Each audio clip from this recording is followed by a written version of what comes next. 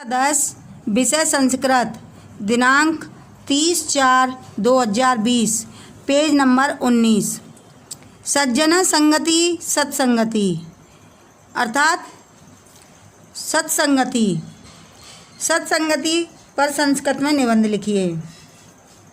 सज्जन संगति सत्संगति, सज्जन की संगति ही सत्संगति है। ये मनसा सत विचारयन्ति वचसा सद वदन्ति वपुषा च सत आचरन्ति ते सज्जना कथयन्ति।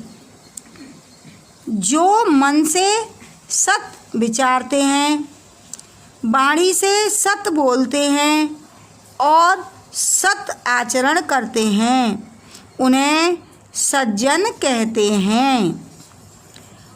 तेषां सज्जनानां संगति एव सत्संगति भवति। उन सज्जनों की संगति ही सत्संगति होती है।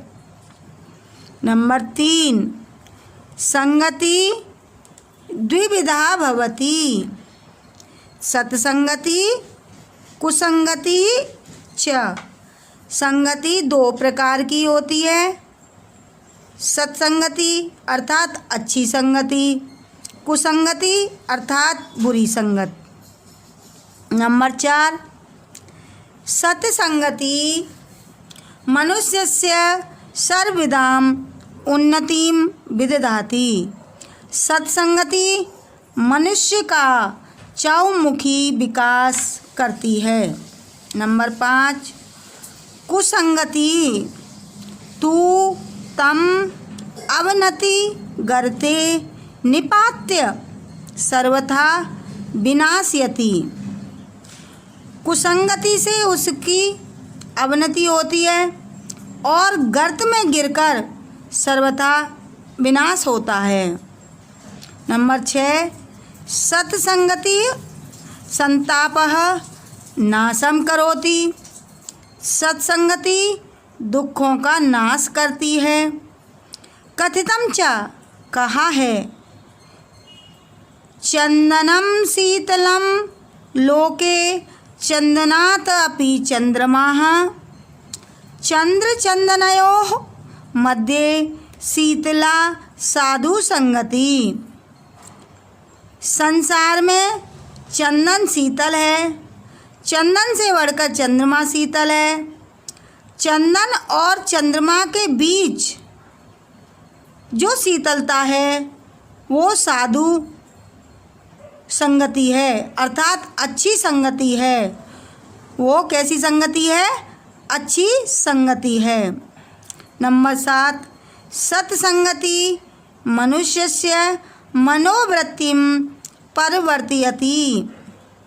सत्संगति मनुष्य की मनोदशा को परिवर्तित करती है। सत्संगति मनुष्य की मनोदशा को बदल देती है। नंबर 8, हिंसकः दयालु जायते।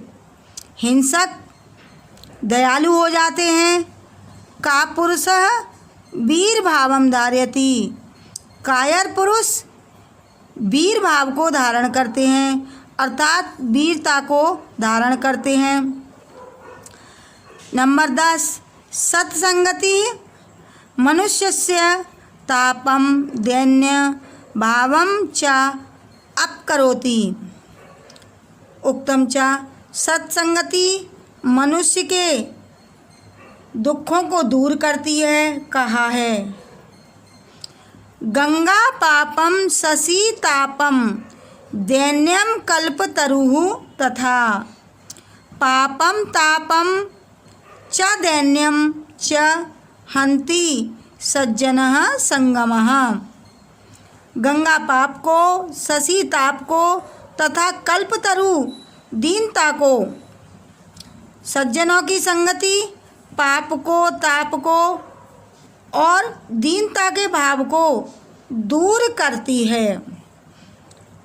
नंबर 11, पारस पाषाणस्य स्पर्शेन लोह सुवर्ण भवति। पारस पत्थर के स्पर्श से लोहा भी सोना बन जाता है।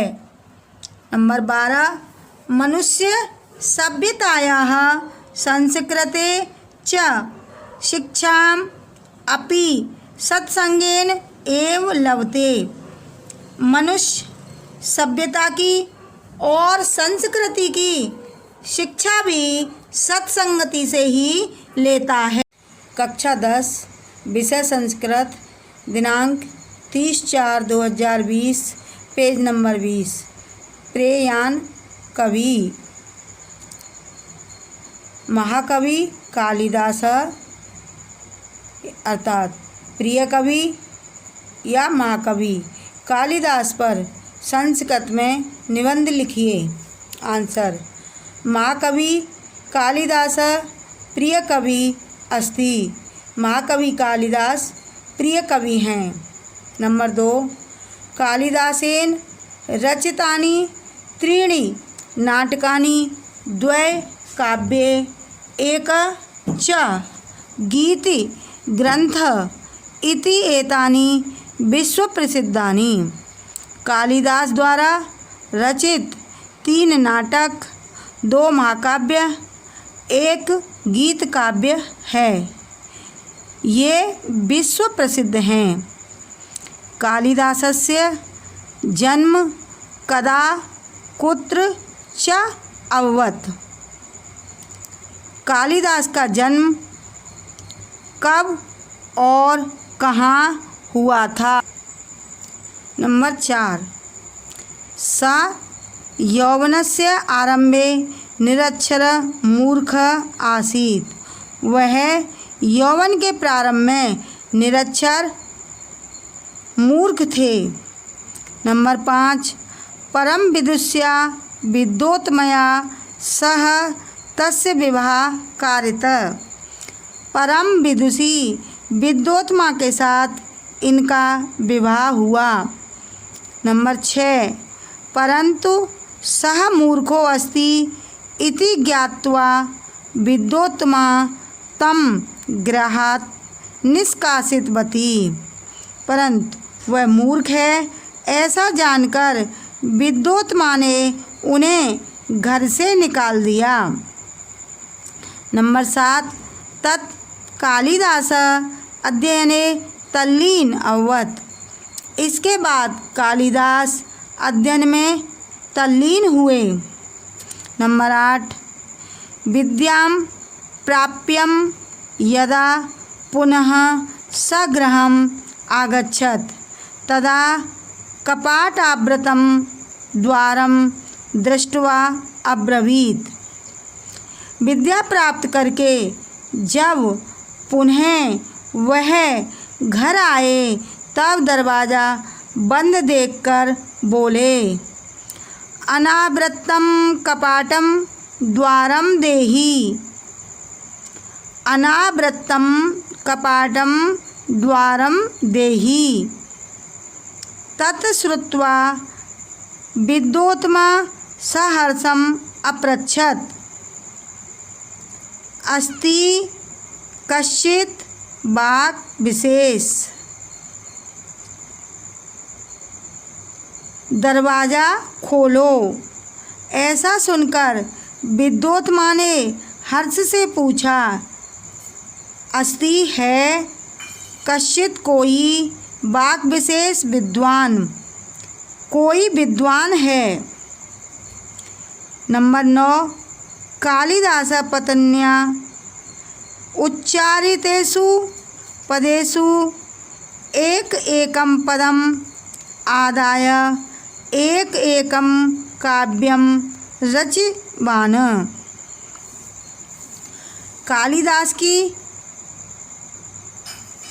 पत्नी के द्वारा बोले जाने वाले पदों में से एक एक पद लेकर एक एक काव्य की रचना की।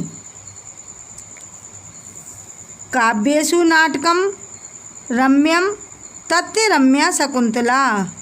काव्यों में नाटक रमणीक है, उसमें भी शकुंतला नाटक रमणीक है। उपमा कालिदासस्य भारवी अर्थ गौरवम, दंडिना पदलालित्यम, माघे सन्ति त्रयो गुणाः। उपमा कालिदास की, अर्थ गौरव भारवी का, दंडी का पदलालित्य। माघ के काव्य में तीनों ही गुण हैं।